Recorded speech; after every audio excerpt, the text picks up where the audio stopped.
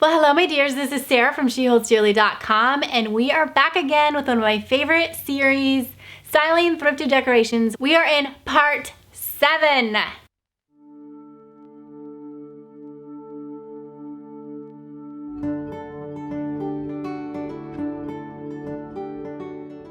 Okay, so this is what we do. We do it at the beginning of every month.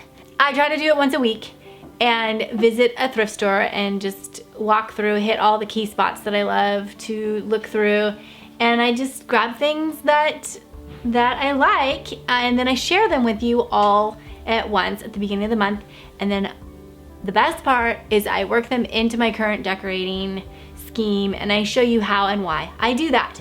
So let's see what we found this month. First off, I found this darling little oil painting, and I love the ornate gold frame. I love the colors of it. It's a windmill. On the back it says Holland. I paid $2.99 for this. I want to start sharing prices with you guys. Okay, so next I found these gorgeous velvet mossy green pillows. It has some piping. They originally are from Pier 1, and yay, they are feather pillows. Now, how much were these? $5 each. So I still think that's a good deal. A lot of times I will easily pay $20 for a throw pillow, and they're the right size. I love like 20 by 20. That's my standard go-to throw pillow. It's a 20 by 20. It's the most common one I have in the house. And here's the deal. I'm about to give my fireside room / dining room, I'm about to give it another makeover. It's been through, I think you guys have seen it in 2 different stages. Now we're gonna just turn it into more of an actual fireside room again. It's such a difficult room because it's basically a glorified hallway, right? So you walk from the living room to the kitchen, and then you walk to the stairs, and we have our wood stove in there, and everybody congregates there. So the table that we had in there was just still really crowded. I really struggled with this space, and I kind of feel like I just needed to surrender to this awkward space and fit the furniture that fits in there, which is a couch. And so I'm gonna go with more of a cottage core look. You're gonna hear me talking about that a lot more in the future, and bring in a lot more color. So lots going on in this room. You're gonna see this come together, and I'm definitely planning to use these pillows in that space. Now, along those lines, I found this blanket. Now, I know this is from IKEA because I've seen it at IKEA, and I bet it's, $20, $30. So I found this one for $4.99, $5. And I love the blue. I think it's gonna go well. I'm gonna do a gallery wall with paintings like this in this fireside room. And the blue is just perfect with what I've got going on with paintings. I'll show you those. And then I just think it goes really nicely with the green pillows. So this will be on the couch as well. Then I found this beautiful quilt. Let's go to the bottom here. So I'm always looking for white quilts. I love them to put over my white slipcover, actually. And that is a tip for those of you that have white couches. Cover them with white blankets that can easily be washed. It's easier than washing the slipcover. And then sometimes my dog will get on the couch even though she's not supposed to, and then it just makes more of a mess. So having something pretty on there that coincides with the color of the couch is a good idea. This is beautiful diamond quilting pattern, and then this double ruffle that has the ragged edge. I just loved it. It's made by Threshold, so originally Target, right? This was $17. So still a good deal. I bet it was $80 at Target. Okay, then that brings me to this gorgeous glass jar. It's very large. These are not cheap. So this one has some really great texture, like a wave in the glass pattern that I really like. I paid $9 for this.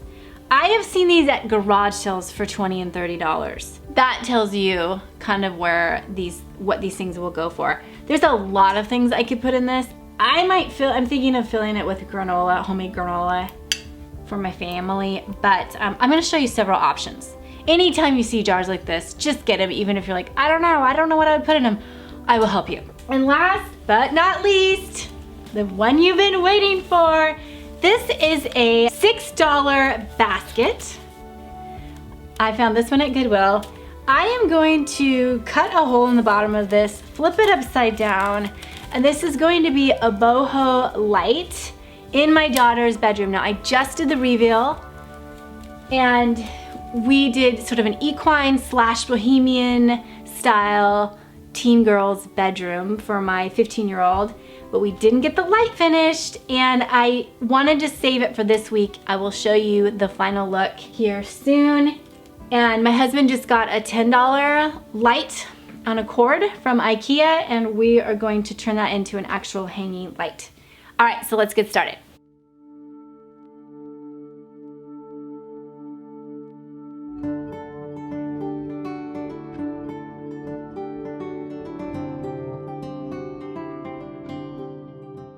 First of all, you need to turn off the breaker in that room. Then you need to test for power in the circuit. You have to have a little tool called a volt tester, and you want to make sure that the power truly is off where you're going to work, or you're going to shock yourself. Then you need to make sure you have one of these little crossbar pieces with a part, and oh my gosh, I'm going to like butcher the names of these, so if your husband's an electrician and he's like rolling his eyes, I'm sorry. But we'll show you pictures. You need to have a little bracket that sits up inside the hole in the ceiling, and then it has a piece coming down that you can screw the light up onto. We drilled a 1/2-inch hole in the top of our basket, and that will accommodate your IKEA light if that's what you're gonna use. Then we clipped the cord, and you wanna figure out how far down you want your basket light to hang. So the rule is chandeliers, the bottom of a chandelier is supposed to be 7 feet so that tall people are not hitting their heads on the light. I broke the rule this time because it's hanging over her bed and nobody's walking under it. So mine is hanging lower, but it's about 16 inches from the ceiling. And then you want to keep another like 4 inches that you're gonna use as you're actually wiring. So there's 20 inches on our light. Okay, next you've got to thread everything onto this cord in a specific order. So first of all, there's this flat washer piece that you need. That goes first.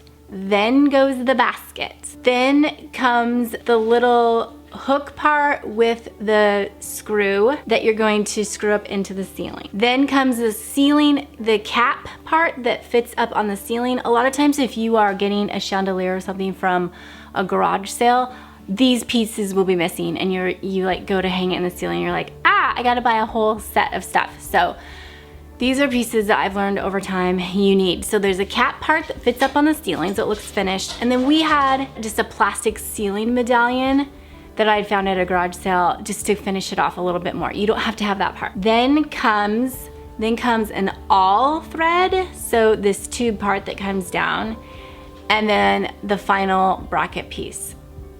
Okay. Since we don't have a chain holding the basket, which technically you probably should, but it's not super heavy, but you would not want to do this with a chandelier. You'd want a chain actually holding it to the ceiling.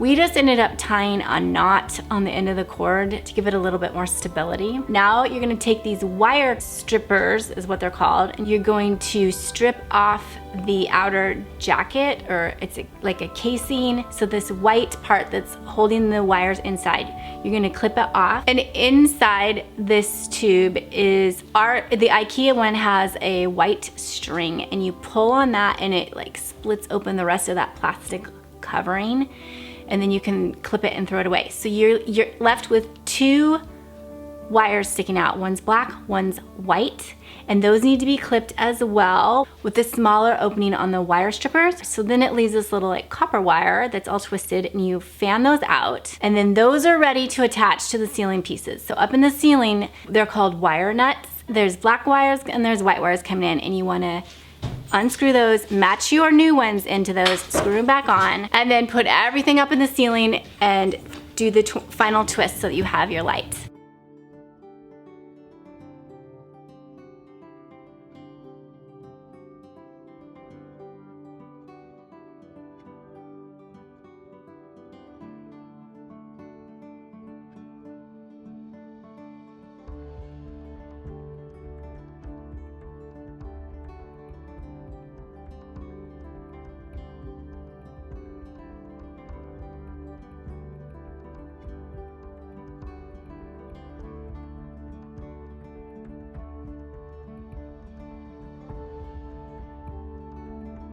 So I did end up using my big jar as a homemade granola container over in my kitchen, and I had an extra teacup. You may have remembered it from a previous video where I was styling Thrifted Decorations, and it's the perfect scoop. So if you have one of these big jars and you're gonna fill it with something you're gonna need to scoop out with, a teacup is super sweet.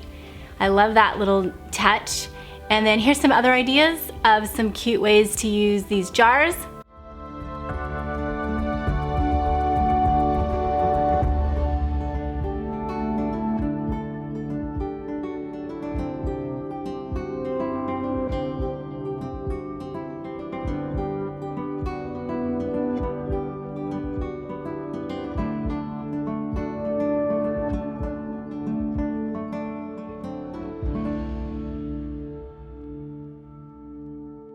And then moving on into our fireside room, this is a peek at an in transition look at what's going on with the couch in this room now. I need to really nail down my final colors. I would love to do a little blue floral wallpaper, or maybe larger floral wallpaper in this room, and you'll be seeing that hopefully really soon. I really love having the quilt so that I can easily pull it off and wash it. It's a lot easier than a slipcover. And then I've got a slipcover underneath, so that gives me twice as much mileage with clean furniture. And I am really happy with these velvety green pillows that I found. As I washed the covers, I noticed that the piping is silk. How sweet is that? And then I found the original price tags, and these pillows were $30 each from Pier 1. So yes, $20 as opposed to $120. I did just a small mock-up of my gallery wall behind me. I put the little windmill picture from Holland up there. And that one I wanna get that wall developed a little bit better, but you can kind of see where I'm going with that. All right, so that's it. I hope you enjoyed this month's finds from the thrift store. And stay tuned for next month. I'm really excited to get going on those as well. And first, mark your calendars. I am opening my design class, my design private membership group that we have going on. That is going to be available for just a few days at the end of March. I open twice a year, so March 24th. I hope you can join me. I love our group. We would love to see you there. And the link is in the description below. All right, take care. I'll talk to you soon.